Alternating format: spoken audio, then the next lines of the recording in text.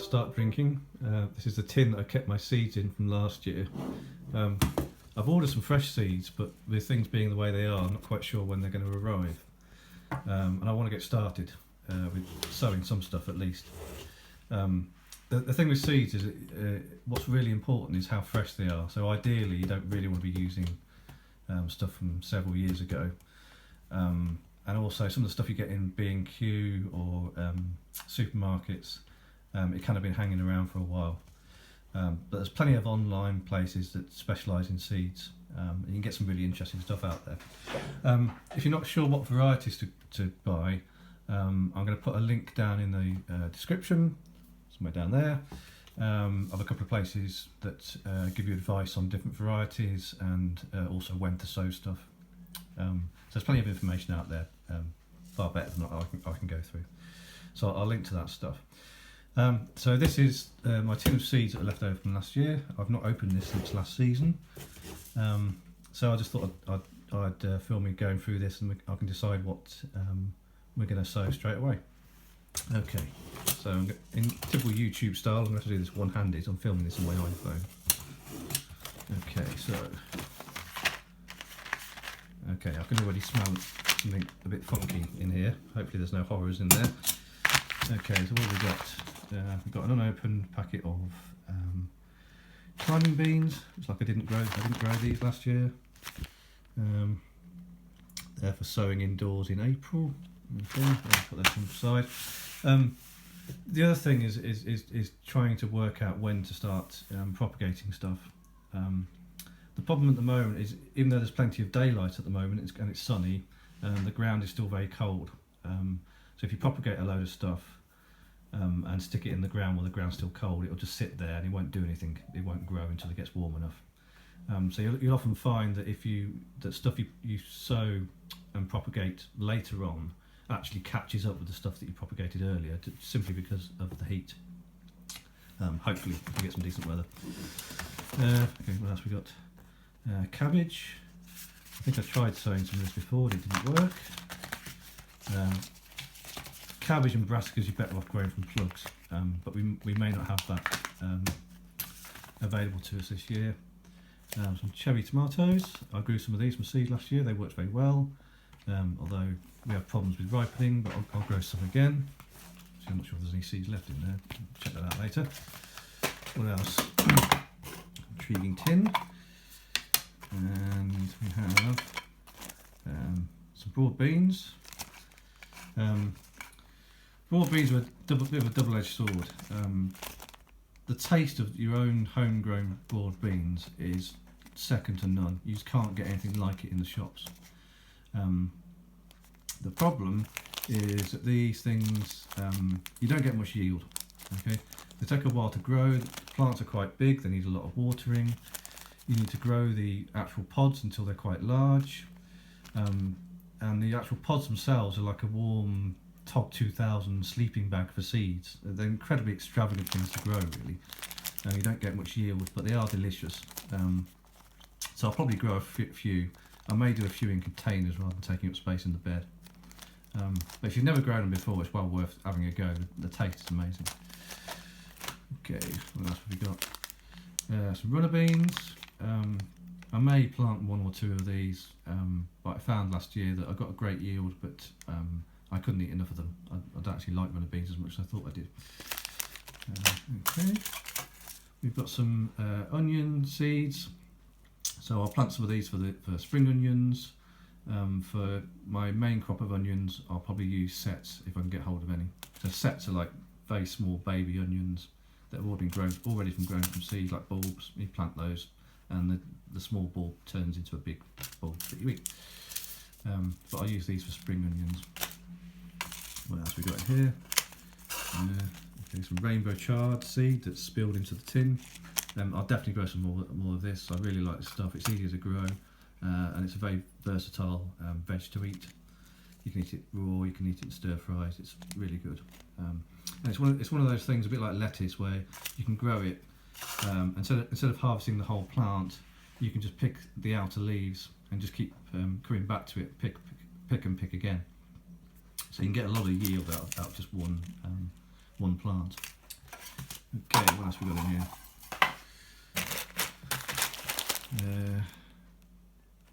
Okay, pea seeds. I need to look these up as to whether these are Monge 2 or main harvest peas. I've found in the past that it's quite a good idea if you've got a small garden to grow Monge 2 rather than peas, because the Monge 2 you can harvest them a lot earlier on. You're not waiting for the actual peas inside to ripen. And I eat a lot of stir fries, so Monge 2 are pretty useful, more useful to me than main crop peas. So I think they're Monge 2 variety, but I'll have to look that up later. Okay, what else we got here? Radishes. Okay, probably the easiest thing to grow in the world. I remember growing these as a child. My granddad was a very keen gardener, both veg and flowers. And we planted some together, and I was intrigued as to how large they would grow if you just left them in the ground. So we did. My granddad was quite interested in this as well, and they grew to the size of apples. They got completely riddled with things that were eating them, but they grew enormous. You couldn't eat them like that, obviously, but yeah, these will grow pretty much anywhere. Very easy to grow, nice in salads, and don't take up much space. Okay, what else have we got in here? Mint, good stuff to grow, but don't ever plant it in a bed. Don't ever plant it in the ground if you're growing in the ground. This thing will spread and take over your entire garden. So just grow it in containers. Okay, more mint seeds. Won't need that many. Lemongrass. It's a good thing to grow, but it's not hardy. You need to bring it in over winter. It won't stand up to frost. It takes quite a long time to get established, but once you've got an established plant, it will last for a long time. So that's quite an interesting thing to grow. It's also handy because it's the kind of thing that's quite expensive in the shops, and mostly when you buy it in the shops, it's the dried stuff. With the fresh stuff, you can use the whole of the leaves and the stalk, and it's just so much better than the dry stuff you get in the shops. Okay, it's quite a strong smell coming out of this tin, and I think it's okay. So I've got some onion sets in here, which I should have thrown away, but just to show you, that's what an onion set looks like. It's just a very small onion, obviously, that's been stored. So you just plant this in the ground. Now you have to be careful with these, because if you leave the little top sticking out of the ground when you plant it, the birds come along and yank them out, and squirrels, annoyingly. So these need protecting when they go in the ground. So yeah, that doesn't smell too sweet. We'll get rid of that. What else we got in here? Basil. I found this fiendishly difficult to grow. A friend of mine seems to have more luck with this. So I might ask him for some tips. I generally find it starts off okay, but keeping the plants alive seems to be a trick. Either too much water, too little water, too much sun, too little sun. All the damn things start flowering and bolting. I think, but essentially we just don't have the climate here, so maybe indoors is the way to go with basil. We'll have to have a look into that. I would like to grow some of these, something I find very useful. Okay, what else we got here? A packet of dwarf French beans. So yeah, I grew some of these last year. The wigwam that I showed you, I think I wrongly said that was for growing runner beans. I think I have French beans on that. I'll grow some of these. They're pretty good. Sunflower seeds. These are always fun to grow. Let's see if I can get one out. I'm sure you know what sunflower seeds looks like anyway, but I can do this with one hand. So yeah, I mean, even though you know it's not magic, the fact that you can grow, a 6-foot plant out of this seed is pretty mind-boggling. But again, the squirrels will destroy these things, so you need to protect them. They basically go around and bite the heads off to get to the seeds. What else we got in here? Some oregano. I'll definitely be growing lots of herbs, so let's definitely sow some of that. Coriander, again, that's good stuff to grow.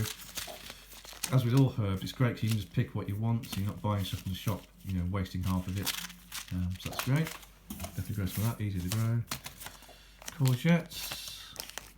I'm not sure whether I'll grow courgettes in the beds or in containers. There's pros and cons either way, but I'll definitely be growing a load of courgettes. I really like them. Again, when you're deciding what to plant, really think about what you use a lot or what you think you will use a lot. Okay, left in the tin. More courgettes. Yep, so they look like decent steeds, F1 hybrid. So yeah, you can get courgettes in quite a lot of different fun shapes and sizes. They all have their own particular tastes and flavours. I really like the yellow ones myself. Hopefully I've got some seeds for those. Brussels sprouts, I planted some of these last year. Didn't work at all. In fact, I don't think they even propagated properly, so I might not bother with those seeds. We'll see. Okay. What else have we got here? Okay, more herb seeds. So rosemary, again, great thing to grow. And thyme. The thyme I've already got is looking a bit sad, so I'll plant some more of that. And rosemary. Again, it takes a while to get established, but once it is, it's pretty hardy. It'll last the winter.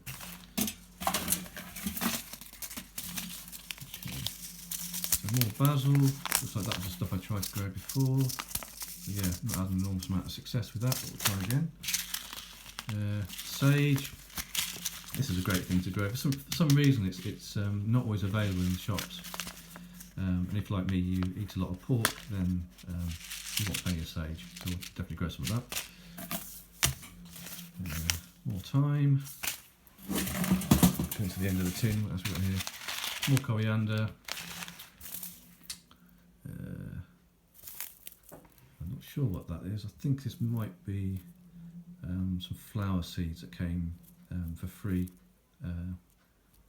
with the other seeds, I think. A bit confused by that one, I'll have to look that up. Okay, last one. Yeah. So the last one is cabbage. Yep, okay. So that's it. I can't remember who bought me this beer for Christmas one year. It came with a pint glass. It's great beer, although it gives you a hell of a hangover if you drink too much of it. Okay, so that's my collection of seeds. It's not ideal growing all this stuff from last year's, or it may even be previous year's seeds, but I want to get cracking with growing some stuff. I've got some other seeds on order, but I'm not sure if and when they're going to arrive, but we'll do another unboxing when they arrive. Okay, hopefully that was interesting, and I'll see you on the next issue of Monkey Gardening. Bye for now.